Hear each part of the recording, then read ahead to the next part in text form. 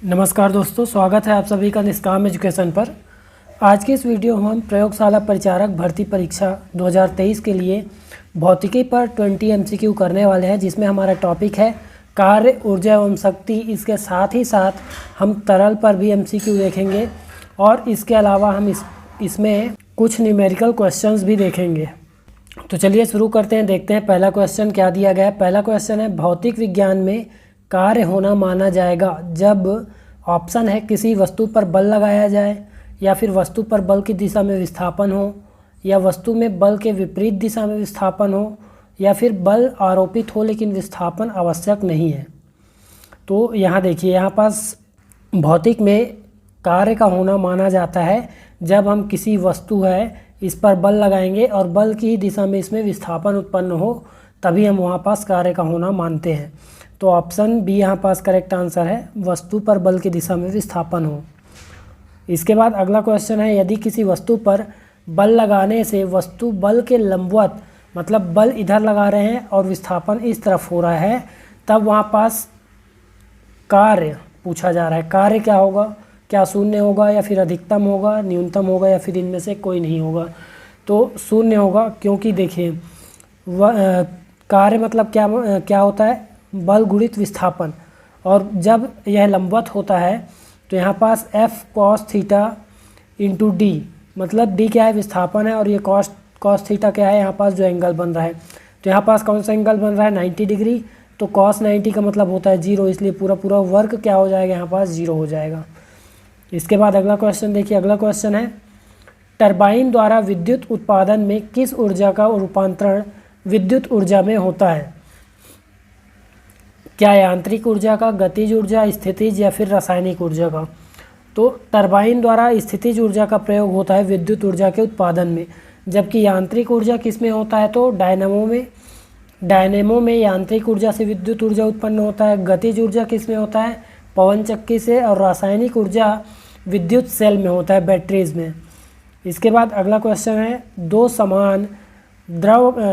समान द्रव्यमान की वस्तुओं की गतिज ऊर्जा का अनुपात 4:9 है, तो उनके वेगों का अनुपात होगा। ऑप्शन है 4:9, 2:3, 16:81, 3:2। देखिए, गतिज ऊर्जाओं का अनुपात, तो गतिज ऊर्जा कब होगी? जब उनमें वेग होगा, तो दोनों ऊर्जाओं के अनुपात के बराबर ही क्या होगा? वेगों का अनुपात भी होगा। वेगों का अनुपात बराबर होगा, तब वेगों का अनुपात भी 4:9 होगा।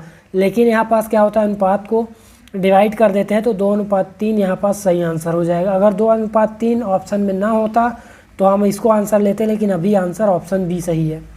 इसके बाद अगला क्वेश्चन है, कार्य करने की दर को कहते हैं, क्या कहते हैं? शक्ति कहते हैं। ऑप्शन सी यहाँ पास करेक्ट आंसर है। जबकि बल किसे कहते हैं? तो विस्थापन की दर को। ठीक है, विस्थापन की दर को बल कहेंगे। ऊर्जा किसे बोलेंगे? कार्य करने की क्षमता को बोलेंगे। तो और शक्ति क्या है? तो कार्य करने की दर। इसके बाद अगला क्वेश्चन है, हक यहाँ पास है, हुक के नियम है। ठीक है, हुक के नियम के अनुसार प्रतिबल विकृति के, ऑप्शन है बराबर होती है, अनुक्रमानुपाती होती है, व्युत्क्रमानुपाती, या फिर इनमें से कोई नहीं। तो हुक का जो नियम है उसके अनुसार प्रतिबल विकृति के अनुक्रमानुपाती होती है। ऑप्शन बी यहाँ पास करेक्ट आंसर है। लेकिन आप ये समझ लीजिए, प्रतिबल और विकृति होता क्या है?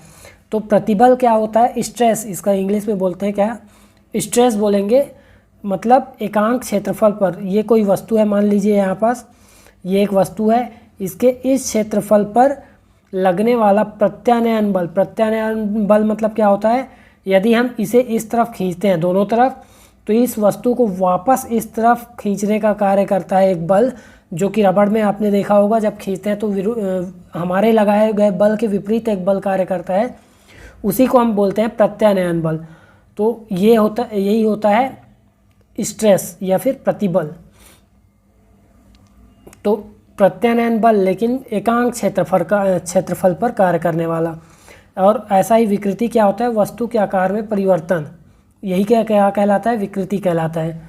तो हुक का नियम कहता है कि प्रतिबल अनुक्रमानुपाती होता है विकृति के। अर्थात आप क्या लिख सकते हैं इसको?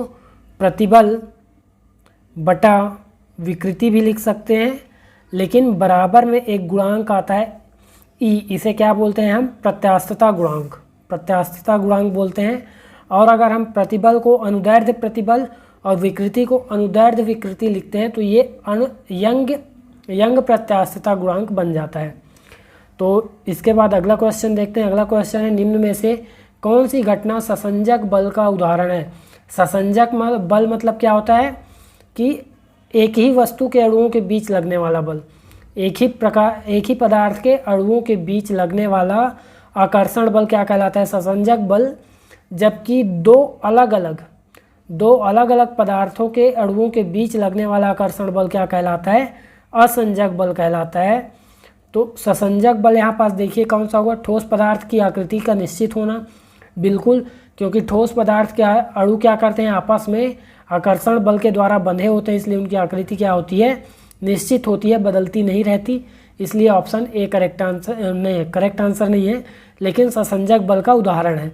इसके अलावा कोल्ड वेल्डिंग में क्या होगा कि दोनों एक ही धातु होते हैं जिन्हें जोड़ा जाता है, और यह क्यों संभव हो पाता है? ससंजक बल के कारण, क्योंकि एक ही प्रकार के पदार्थ के अणुओं में आकर्षण बल होता है।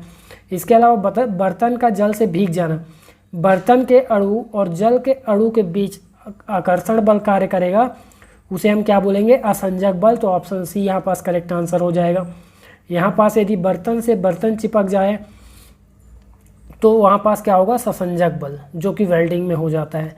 इसके बाद अगला क्वेश्चन है, द्रव्यमान का ताप बढ़ने पर पृष्ठ तनाव, द्रव का तापमान बढ़ने पर पृष्ठ तनाव, ऑप्शन है घटता है, बढ़ता है, स्थिर रहता है, या फिर इनमें से कोई नहीं। तो देखिए, तापमान बढ़ने पर पृष्ठ तनाव हमेशा घटेगा। पृष्ठ तनाव क्या होता है? किसी भी द्रव के अणुओं के ससंजक बल के कारण क्या होता है? अभी हमने ससंजक बल देखा, ये यदि कोई द्रव है, ये क्या है? पानी है, तो इसके सरफेस पर क्या होता है? हमेशा एक तनाव बना हुआ होता है पृष्ठ पर। जो ऊपरी सतह होती है, वहाँ पास पानी हो, दूध हो, कोई भी द्रव हो, उसके ऊपरी सतह पर एक तनाव बना होता है, जिसे ही हम पृष्ठ तनाव कहते हैं। इसी कारण आप देखेंगे कि जब कुछ वस्तु इस पर टकराती है तो ये क्या होता है? यहाँ पास पानी इधर उधर चला जाता है, क्योंकि यह इसे रोकने का प्रयास करता है। यही क्या है? यहाँ पास पृष्ठ तनाव कहलाता है, जो कि यदि हम तापमान बढ़ाएं तो घट जाता है, तापमान घटने पर पृष्ठ तनाव का मान बढ़ जाता है। और इसके अलावा यदि हम पानी में क्या करें? साबुन या डिटर्जेंट डालते हैं तो भी क्या होता है? पृष्ठ तनाव घट जाता है। इसके बाद अगला क्वेश्चन देखते हैं, निम्न में से कौन सा केशिकत्व का उदाहरण नहीं है? केशिकत्व मतलब क्या होता है? पानी या फिर द्रव का ऊपर चढ़ना या फिर नीचे उतरना क्या कहलाएगा? केशिकत्व कहलाएगा। तो ऑप्शन ए दिया है यहाँ पास, लालटेन में मिट्टी के तेल का चढ़ना, बिल्कुल ये केशिकत्व का उदाहरण है। मोमबत्ती के धागे के सिरे तक मोम पहुँचना, ये भी केशिकत्व का उदाहरण है, क्योंकि पृष्ठ तनाव के कारण क्या होता है? केशिकत्व कार्य करता है, जो कि किसी भी छोटे छोटे नलियों के माध्यम से द्रव को ऊपर की ओर चढ़ाता है, गुरुत्वाकर्षण के विपरीत। तो इसके अलावा दिया है, पौधों की जड़ों से पानी का अवशोषण, यह भी केशिकत्व का उदाहरण है। तो ऑप्शन डी यहाँ पास करेक्ट आंसर हो जाएगा, इनमें से कोई नहीं। इसके बाद अगला क्वेश्चन है, बैरोमीटर से वायुमंडलीय दाब का मापन किया जाता है, इसका पाठ्यांक अचानक से नीचे गिरने पर क्या होगा? अगर देखिए, वायुमंडलीय दाब मापन युक्ति है बैरोमीटर, इसमें यदि पाठ्यांक नीचे गिरे, पाठ्यांक नीचे गिरने का मतलब क्या है? कि वायुमंडलीय दाब कम हो जा रहा है। तो ऐसी स्थिति में क्या होगा? ऑप्शन है आंधी आने की संभावना, वर्षा होने की संभावना, दिन साफ रहने की संभावना, या फिर इनमें से कुछ नहीं। तो आंधी आने की संभावना यहाँ पास करेक्ट आंसर हो जाएगा, क्योंकि अचानक से जब वायुमंडलीय दाब कम हो जाएगा तो आंधी आने की संभावना बनती है, जबकि धीरे धीरे यदि कम हो, यही क्या हो? अचानक से एक स्थान पर धीरे धीरे कम हो तो वर्षा होने की संभावना होती है। और अगर धीरे धीरे क्या होता है? पाठ्यांक ऊपर चढ़ता है इस प्रकार से, तो वहाँ पास दिन के साफ रहने की संभावना होती है। तो ऑप्शन ए यहाँ पास करेक्ट आंसर है। इसके बाद अगला क्वेश्चन देखिए। अगला क्वेश्चन है, किसी सतह के एकांक क्षेत्रफल पर लगने वाला बल कहलाता है। तो देखिए, मान लीजिए ये क्या है? कोई सतह है, इसका एकांक क्षेत्रफल ये है, मान लीजिए इसके एकांक क्षेत्रफल पर लगने वाला बल क्या कहलाएगा? आपका दाब कहलाएगा, क्योंकि एक निश्चित क्षेत्रफल पर लगने वाला बल क्या कहलाएगा? इस पर प्रेशर कहलाएगा, अर्थात दाब। ऑप्शन सी यहाँ पास करेक्ट आंसर है।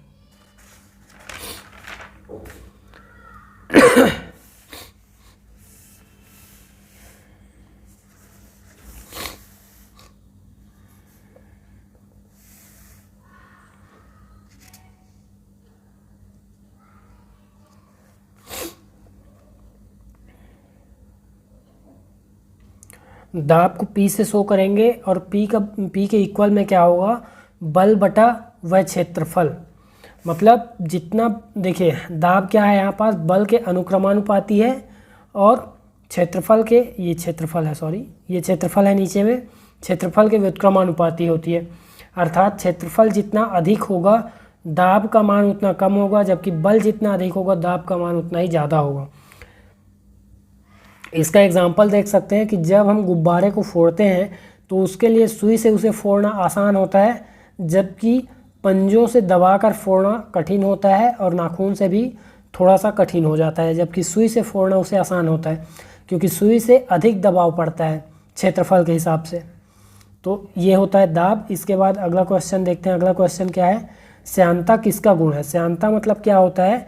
द्रव के दो सतहों के बीच लगने वाला घर्षण बल। द्रव के दो सतहों के बीच लगने वाला घर्षण बल, द्रव या फिर गैस। तो ये तो दोनों का हो जाएगा, ऑप्शन सी यहाँ पास करेक्ट आंसर है। द्रव और गैस दोनों में होता है श्यानता का गुण। इसके ऊपरी लेयर से, और देखिए हर एक, अगर मान लीजिए एक नदी बह रही है, ठीक है, एक नदी इस प्रकार से बह रही है, तो इसकी जो ये ऊपरी सतह होगी, ये निचली सतह होगी, इन दोनों के बीच आपेक्षिक वेग होगा, जिसका ये श्यानता क्या करता है? प्रतिरोध करता है। तो यही होता है कि ऊपर का वेग अधिक और नीचे का वेग कम हो जाता है। इसी गतिरोध का प्रतिरोध क्या कौन करता है? श्यानता करता है। तो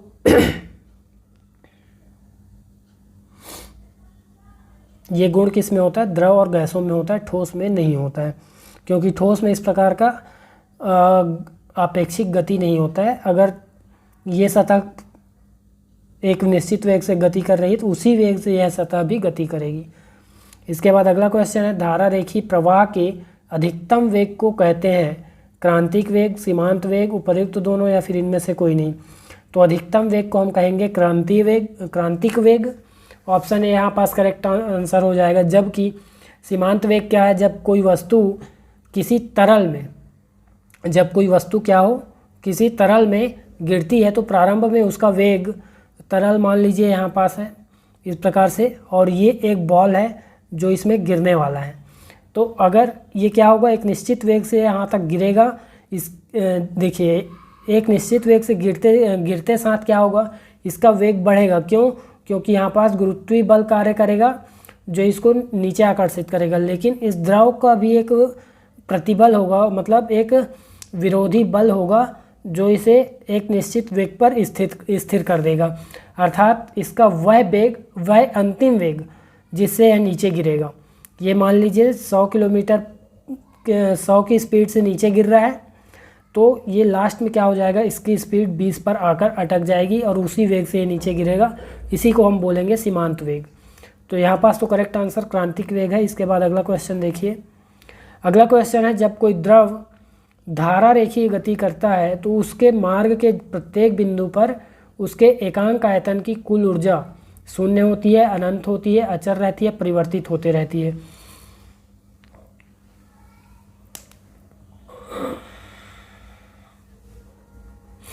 तो इसका करेक्ट आंसर हो जाएगा अचर रहती है। जब कोई द्रव क्या करे? पाइप में ही धारा रेखीय गति कर सकती है। तो ये एक पाइप है, मान लीजिए ये पाइप है, इसमें क्या होगा? एक धारा रेखीय गति करेगी कोई द्रव, तो क्या होगा? प्रत्येक बिंदु पर उसके एकांक आयतन मतलब एक निश्चित आयतन की जो कुल ऊर्जा होगी। कुल ऊर्जा का कहने का मतलब क्या है? दाब ऊर्जा और गतिज ऊर्जा और स्थितिज ऊर्जा, ठीक है। ये सभी क्या होंगे? तीनों का योग एक क्या होगा? अचर रहेगा। अचर मतलब नियत रहेगा, निश्चित रहेगा। और यही क्या है? आपका बर्नौली का प्रमेय भी है, तो इसको याद रखेंगे।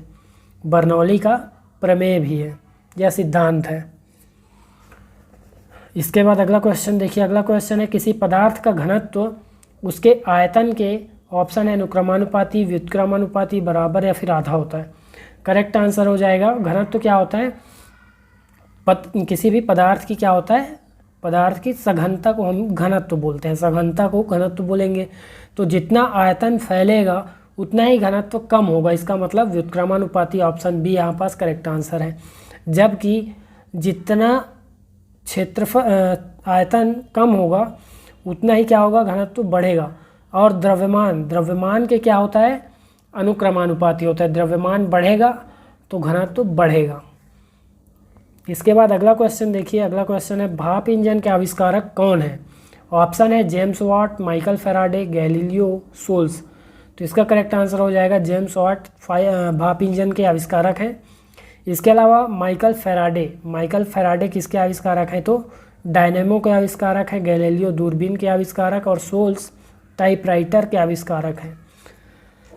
अगला क्वेश्चन है 2 किलोग्राम की एक बंदूक से 20 ग्राम की गोली 17 मीटर प्रति सेकंड के क्षैतिज वेग से छोड़ी जाती है, तो बंदूक के पीछे हटने का वेग क्या होगा।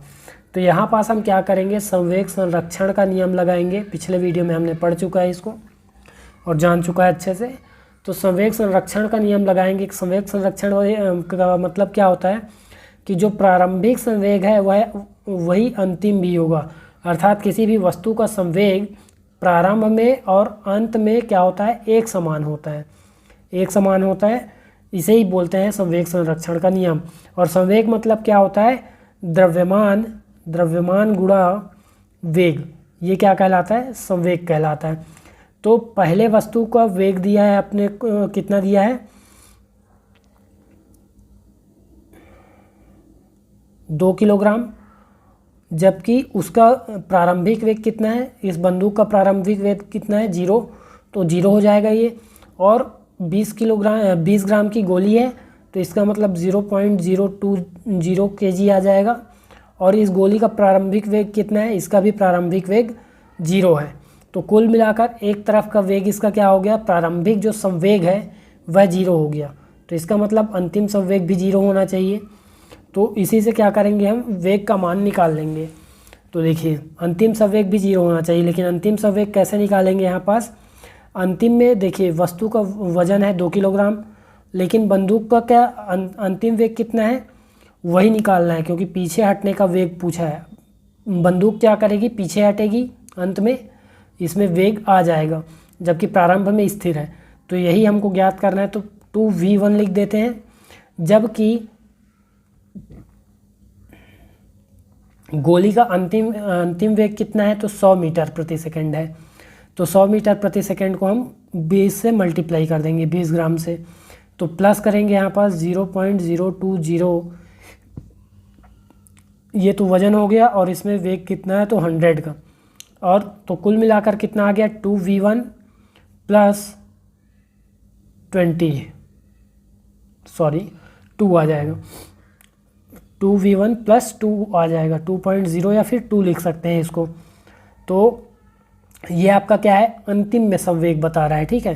तो ये क्या होगा, और प्रारंभिक संवेग दोनों आपस में बराबर होंगे, इसका मतलब इसके बराबर में हम 0 लिख सकते हैं। तो 2v1 plus 2 is equal to 0, 2v1 plus 2 is equal to 0। तो यहाँ पास 2v1 इज इक्वल टू कितना आ जाएगा, -2, और v1 इज इक्वल टू कितना आ जाएगा, -1। इसका मतलब v का मान कितना है, 1 है, क्योंकि इसको माइनस में हम नहीं लेंगे। तो ऑप्शन ए यहाँ पास करेक्ट आंसर हो जाएगा। इसके बाद अगला क्वेश्चन देखिए, अगला क्वेश्चन है 5 किलोग्राम की एक ट्रॉली पर बल लगाने से उसमें 10 मीटर प्रति सेकंड स्क्वायर का त्वरण उत्पन्न होता है, तो आरोपित बल का मान है।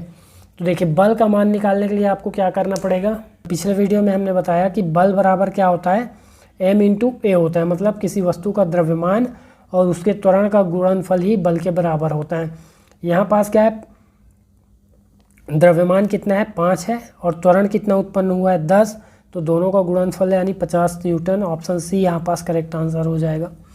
इसके बाद अगला क्वेश्चन देखिए, अगला क्वेश्चन है 40 किलोग्राम और 20 किलोग्राम के द्रव्यमान की 2 गोलाकार वस्तुएं 10 मीटर प्रति सेकंड और 50 मीटर प्रति सेकंड के वेग से चल रही है, उनकी दशा एक दूसरे की ओर, दिशा एक दूसरे की ओर है, सॉरी, उनकी दिशा एक दूसरे की ओर है, कुछ समय पश्चात हुए टक्कर से आपस में चिपक जाती है, इस जुड़ी हुई वस्तु का वेग कितना है।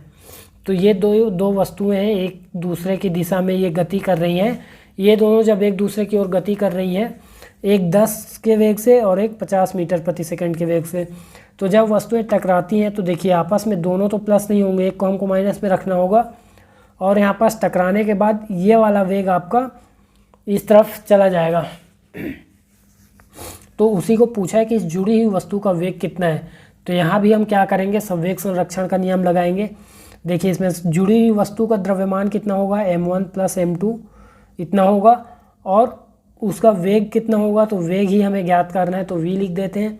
जबकि प्रारंभिक वेग इनका कितना है, देखिए तो प्रारंभिक वेग में आप 40 किलोग्राम वाली वस्तु का वेग कितना है, 10 मीटर प्रति सेकंड है, ठीक है, 10 मीटर प्रति सेकंड, तो 40 × 10 लिख देंगे, और प्लस करेंगे इसमें 20 किलोग्राम वाली वस्तु का 50 मीटर प्रति सेकंड, तो प्लस करेंगे तो कितना आ जाएगा यहाँ पास 20 × 50।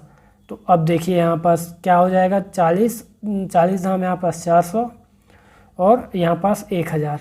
लेकिन यहाँ पास ध्यान देने की बात है, ये माइनस में होगा, यहाँ पास माइनस में होगा दोनों, क्योंकि देखिए एक दूसरे के विपरीत गति कर रहे थे प्रारंभ में, तो यहाँ पास दोनों के वेग आपस में माइनस होंगे।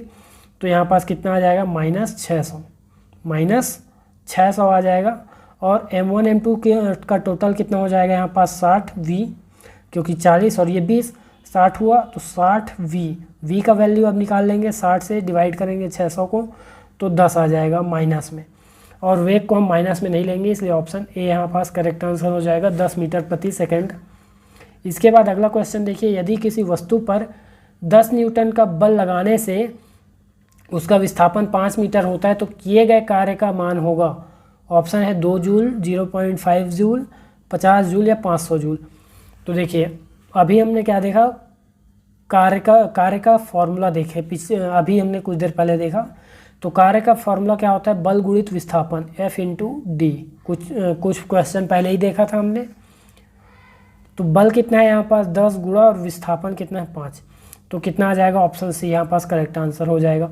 इसके बाद अगला क्वेश्चन है लास्ट, यदि 10 जूल कार्य करने में 5 सेकंड लगते हैं तो शक्ति की मात्रा है, शक्ति मतलब पावर, और ये क्या होता है कार्य करने की दर, कार्य मतलब 10 जूल और दर मतलब समय मतलब 5, तो 5 से डिवाइड करेंगे इसको, तो कितना आ जाएगा 2 वाट। तो ऑप्शन ए यहाँ पास करेक्ट आंसर हो जाएगा। तो इसी के साथ फिजिक्स का यह चौथा वीडियो समाप्त होता है। इसी प्रकार के प्रयोगशाला परिचारक और अन्य प्रतियोगी परीक्षाओं की तैयारी से संबंधित वीडियो प्राप्त करने के लिए जुड़े रहिए चैनल से। PDF यदि आपको 9th और 10th क्लास का चाहिए तो आप हमारे टेलीग्राम चैनल से ले सकते हैं, उसमें अपलोड किया जा चुका है। वीडियो में अंत तक बने रहने के लिए धन्यवाद। मिलते हैं अगली वीडियो में।